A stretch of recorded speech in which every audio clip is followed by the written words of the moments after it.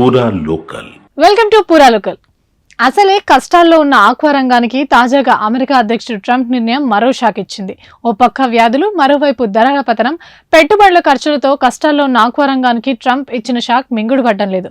భారత్ నుంచి దిగుమతి అయ్యే రొయ్యలపై అమెరికా విదేశీ సుంకం పెంచడంతో గంటల వ్యవధిలోనే ఆయా కౌంట్లను బట్టి రొయ్యల ధరలు పతనమయ్యాయి. పశ్చిమ గోదావరి జిల్లాలో కిలో ధర గరిష్టంగా పడిపోయింది. భారత్ నుంచి విదేశాలకు ఎగుమతి అవుతున్న మాంస ఉత్పత్తుల్లో రొయ్యలది 3వ స్థానం.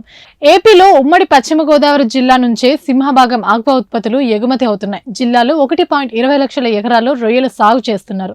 ఏటా ఉత్పత్తి 4 లక్షల టన్నులు కాగా అందులో 3.5 లక్షల టన్నుల వరకు విదేశాలకు ఎగుమతి చేస్తున్నారు. మొత్తంగా 18,000 కోట్ల వ్యాపారంలో విదేశీ లావాదేవీల వాటే అధికంగా ఉంది. ట్రంప్ విధించిన ప్రతీకార సుంకాలు అమల్లోకి రావడంతో ఆ ప్రభావం ఇక్కడి ఆక్వా ఉత్పత్తులపై పడింది. సాగుదారులపైనే కాదు, ఆక్వా రంగంపై ఆధారపడ్డ కూలీల ఉపాధికి కూడా ఇది పెద్ద దెబ్బేనని ట్రేడర్లు చెబుతున్నారు.